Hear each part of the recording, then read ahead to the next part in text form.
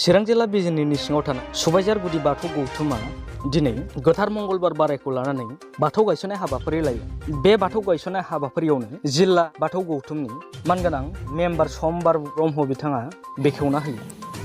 बे समाव सुबाइजार आनसलिक बाथौ गौथुमनि मानगोनां आफादगिरि बानेश्वर बसुमतारी बिथाङा मा बुङो मिथिना लानो फैयो।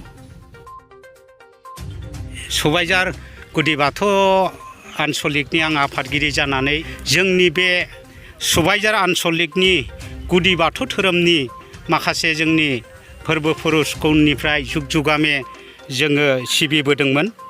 जोङो मोनफ्रोमबो गामियाव दाब दाब जोंनि सक्ति गोनां बिमा बिफाफ्रा गावबागाव धोरोमजोंनो बेबायदि खुंबोदोंमोन।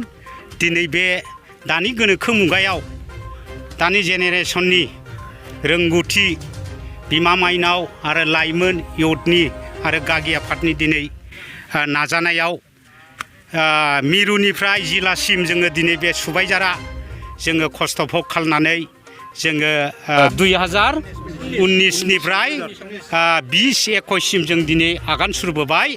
दा बे बेलायाव जोङो खोब गोजोनथाव मोनदों। दा जोङो जोंनि सुबाइजार बेन्दोङाव थानाय गोदो गोदायनि गुदि बाथौनि बोलि गोदान होग्राफोर दिनै आइ आफाफ्रा बेवहाय बे दगलफारा आरो दुथांफारा बावथि आरो ओरै बे लांदांफारा होननाय मोनसे जायगा दं। बे गेजेर खलबनि दिनै बे बिथांमोननि अनसुंथाइ अननाय जों दिनै बे सुबाइजार गुदि बाथौनि आइ आफाफ्रा बे बिधिखौ बिमा बैसोमुथिखौ दिनै गायसननो थाखाय जों मोनदों।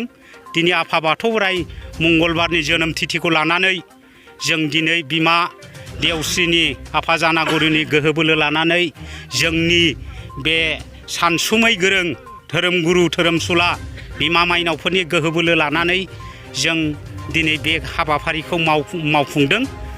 बेजों लोगोसे जे सुबाइजार आनसलिकआव दरबैसे गामिया गोलैनानै दङ? दा बर्थमान जोङो 36टा गामिखौ हमना लादो। दा बेवहाय लोगोसे खना खनला दंबावो। बेफोरो उननि सम फैब्ला जागोन। दा जोङो बेखौ लकडाउननि जोङो बोसोरनैनि थाखाय जोङो बेफोर खामानिया माखासे खना खनलाखौ जों जाफुंनो हायाखै। दा बे इयुनाव जागोन होननानै आं आसा दङ। दिनै जोङो दिनैबो नुबाय माखासे जों दा बे प्रग्रामाव माखासे जोङो मेम्बारफोरनिफ्राय बबे गामिनिफ्राय दिनै नुजाफैनो हाखो। बे नुजाफैनायाव जोङो निस्सय 36टानि बाराबो जानो हागौ आरो जोङो आसाम सरकारनि माखासे बिथोन बायदियै दाख्लै प्रसार खालामनायाव जोङो बेखौ खाफाल गोनां होननानै लाजायो। जोङो दाजानाय लोगो लोगो जों बेखौ एप्लाइ खालामनानै दिनै बेखौ सरकारनिफ्रायबो जों अनसुंथाइ माने 2,50,000नि जोंहा अट'मेटिक स्किमबो दंखायो। आरो बे हानि थांनाय मैया 23 थारिखआव बिथां जोंनि बिजनि सार्केलनि लाट मण्डलाबो जोंखौ बेयाव मोगा मोगि खालामनानै भिडिअ कल खालामनानै लांबाय। अट'मेटिक जोङो बिथांनिसिमबो जोङो गोजोननाय थादों। दा बेजों लोगोसे दा बाथौ धोरोम होनोब्ला गोदो गोदाय माने जोंनि सुब्बायाव ओरैबायदि सक्ति न'खर दंमोन, साथाम साब्रैजोंनो खुंबोनाय अनुस्थान गैयामोन। दा बेफोरखौ बै समनिफ्रायनो बिदिजोंनो जोंनि बर' हारिया माखासे खुंबोदों। माखासे जानागुरुफोरनि हेफाजाब लानानै दा जों बेफोरबायदि माखासे गौथुम होननाय गावजों गाव संग्राम गैयामोन।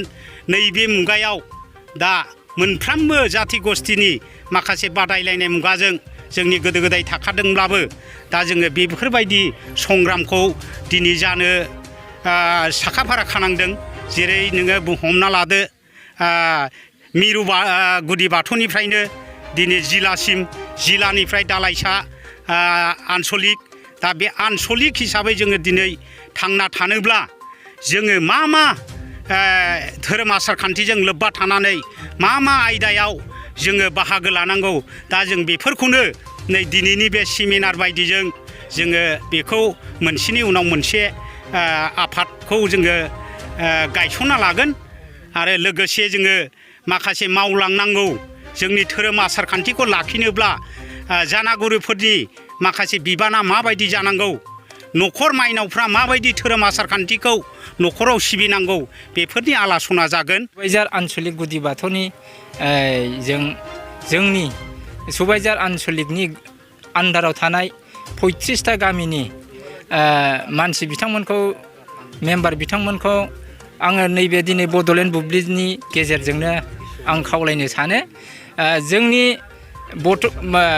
गुदि बाथौ धोरोमारिया थांनानै थानांगौब्ला जों बयबो अखल जोङो प्रेसिडेन्ट एबा बिबानगिरि बिथांमोनाल' सांग्रां जायोब्ला जाया। दा बेखायनो आङो जे बेखौनो खावलायनो सानदों जोंनि जेसेबांनाखि गामिनि जोंनि बाथौ सिबियारि बे बिथांमोनहा जाहाथे जोंजोंनो लोगोसे एबा गावखौनो सासे मेम्बार हिसाबै साननानै बेवहाय बे जोंनि दिनैनि गायसननाय थानसालि एबा धोरोमखौ फोथांनोब्ला गावनो जिउयै मोदोमै बयबो गोसो गुदुं जायोब्लासो जोंनि बर' बाथौआ थांनानै थागोन। दिनै जोङो नुनो मोन्दों गोदोनिफ्रायनो जुदि जोंनि बर'निनो जोंनि जोनोमजोंनो फैफानाय जुदि धोरोम मोनब्ला दिनैसिम मानो जोंहा बर' जाथिया थानसालियानो गद गैया। बेफोरो जाहैबाय जोंनि खौसेथि गैयैनि थाखाय एबा जोंनि जुजिनाय गैयैनि थाखाय आरो जोंनि रांखान्थिफोरखौ अननानै थानायनि थाखाय। जुदि जोंनि बर' जाथिया थांनांगौब्ला जोंनि बर' बे धोरोमाबो थांनानै थानांगोन।